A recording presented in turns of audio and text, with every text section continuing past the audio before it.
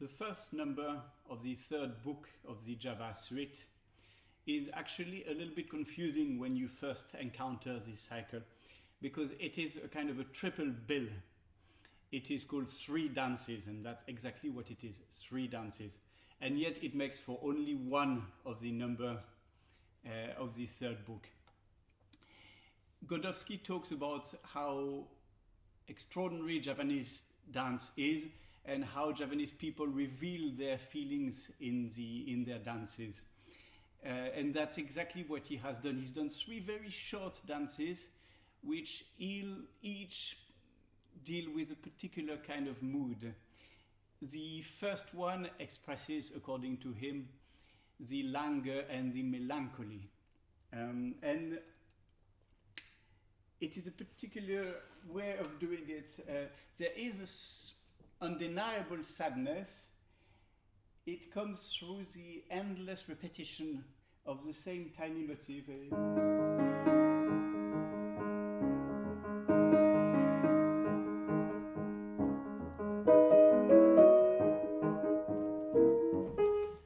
It's like a pain that is not very strong, but that is always present, that is a little bit numb, but that is the background of one's life.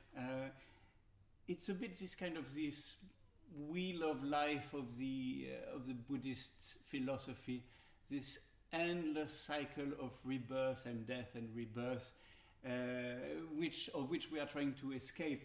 And this music kind of cannot escape. It stays confined on those, which, again, as I said before, Godowsky being Godowsky, you will see in many guys' head.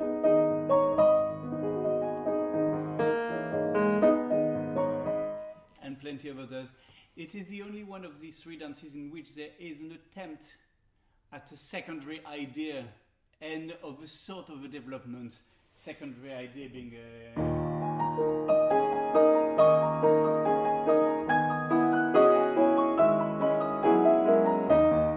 that sort of thing, and then he mixes the two. So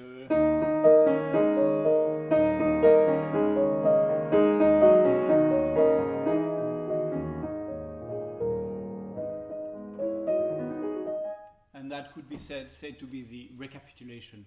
But all this is on a very small scale, because the dance, I think, barely lasts more than a minute. The second one is much more joyful, and it's very graceful. He writes it to be played at the same tempo, which is another one of his indications that I don't abide, because if I do, it sounds a bit ponderous. It doesn't seem right to me. It seems like a conceptual idea that he had, that the first 2 dances should be at the same tempo, despite the fact that they express pretty much opposite moods. But it sounds to me much better.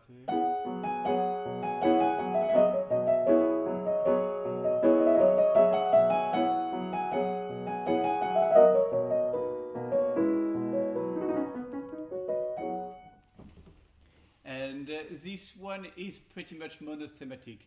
As you can see, it again insists on the repetition of a small number of notes.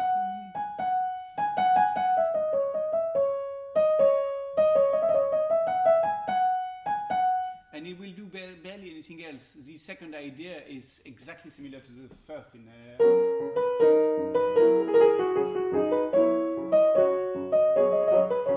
It's a secondary idea, but it doesn't offer contrast. It's just more of the same kind of music.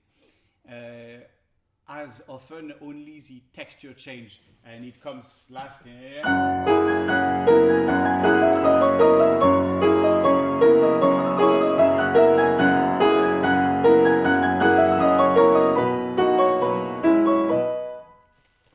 As a sort of celebration with bells and everything. And he does a very tricky bit of excessive counterpoint very much at the end.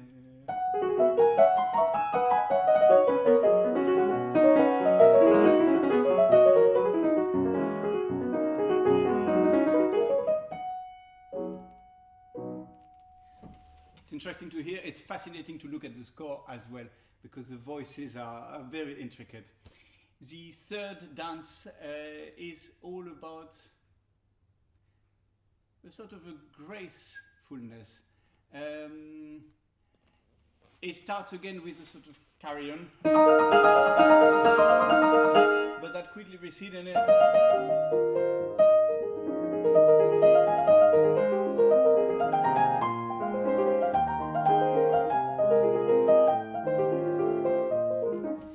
it has one peculiarity, which is that it is a kind of a theme and variation in which the variation would be exposed before the theme. So that would be the first variation in some ways, and the theme comes in the last reiteration, and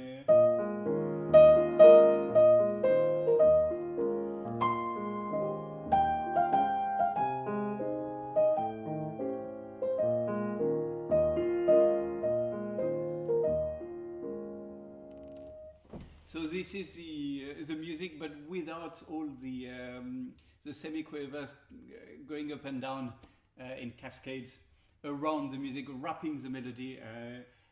It's a bare melody, and it's interesting to have presented in that order and not in what you might have expected to be the normal order.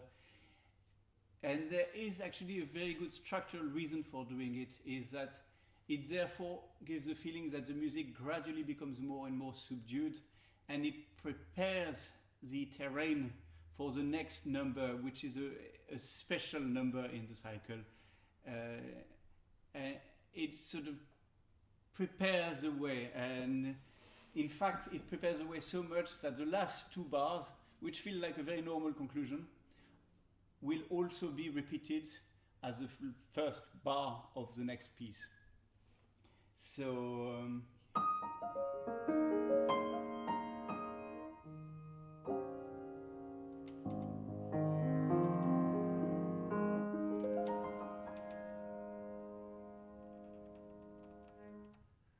and you will see in the next episode that this is how actually the next piece starts.